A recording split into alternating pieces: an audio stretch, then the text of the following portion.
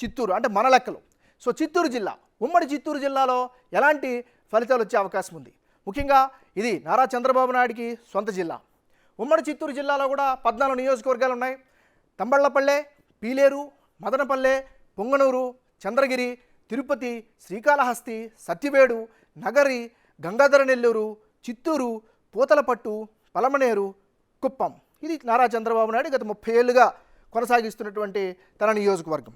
So మరి చిత్తూరు జిల్లాలో ఎలాంటి పరిస్థితులు ఉన్నాయి? ఇది కూడా చాలా కీలకమైనటువంటి నియోజకవర్గం. అన్ని కమ్యూనిటీలకి ప్రాతినిధ్యం వహించేటటువంటి ఉమ్మడి జిల్లా.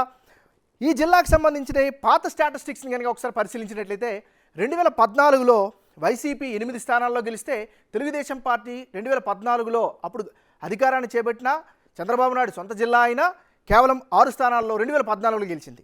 ఇక 2019లోకి వచ్చేసరికల్లా వైఎస్ఆర్ కాంగ్రెస్ పార్టీ వేవ్లో 13 స్థానాలు ఏకంగా గెలుచుకుంది. ఒక్క స్థానం, అది కూడా నారా చంద్రబాబు నాయుడు చిత్తూరు జిల్లా నుంచి 2019లో గెలిచారు. మరి ఇప్పుడున్నటువంటి రాజకీయ పరిస్థితుల్లో ఉమ్మడి చిత్తూరు జిల్లాలో ఎలాంటి ఫలితాలు వచ్చే అవకాశం ఉంది?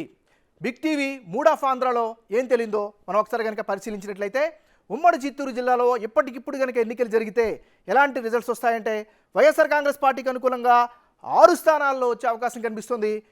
కూటమి బీజేపీ, టీడీపీ, జనసేన కూటమికి 7 స్థానాల్లో గెలుపొందే అవకాశాలు కనిపిస్తున్నాయి. ఒక్క స్థానంలో టఫ్ ఫైట్ ఉండబోతుంది.